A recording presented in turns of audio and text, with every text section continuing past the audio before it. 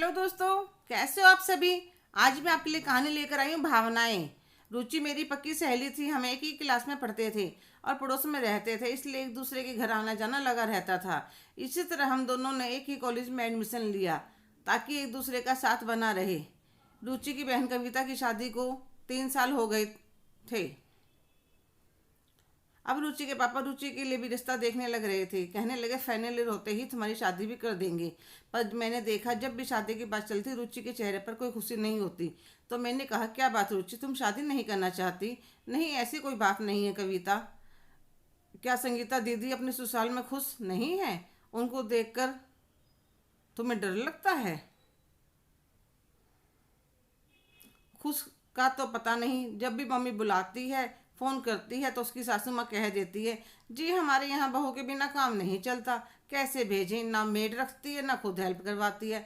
छोटे बच्चों के साथ दीदी परेशान होती रहती है। एक दिन बता रही थी, अपने लिए 1 मिनट भी नहीं मिलता। सासू माँ सोचती है कि शादी के बाद बहू के अंदर की भावनाएं खत्म हो गई, बस रहे काम करने वाली मशीन की तरह पूरा दिन लगी रहे। अपने आप का भी अपने सूट करेंगी तो अपनी साड़ी लाकर डाल देंगी। कहने लगेंगी पहले मेरी प्रेस कर। एक दिन अपने बालों में तेल लगाने लगी, बोली मेरे तो कभी लगाती नहीं है, अपने बालों में बड़ा लगाना आता है। क्या मजाल, बहू अपना ये काम भी कर ले। पूरा दिन बेटे के कान भरने अलग रह जाते हैं। रुचि की शादी में एक दिन पहले भेजा उसकी सासू माँ ने, वह भी उनके पतिदेव के साथ। शाम को महिला संगीत था। मैंने जीजा जी को कहते सुना, कैसे तैयार हुई हो, ना बाल ढंग से बने हैं और देखो पैर की एड़ियाँ फटी पड़ी हैं। तुम तो बिल्कुल जाहिल हो कविता, तुम्हारे साथ तो कहीं आते जाते भी शर्म आती है।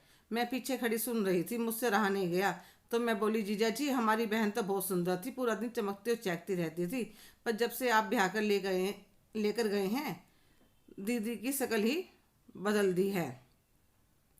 आपको सिर्फ घर का काम करने के लिए कोई चाहिए था तो कोई मेड रख लेते, कम से कम हमारी बहन की ज़िंदगी खराब नहीं होती। कभी थोड़ा बहुत टाइम दिया इसे। अपने लिए पार्लर में तो जाना छोड़ो, घर में भी समय नहीं देते। और कुछ नहीं तो प्यार के 2 मीठे बोल तो बोल ही सकते हो।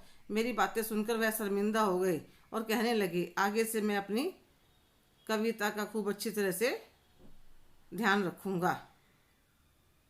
हेलो दोस्तों, कैसे हो आप सभी।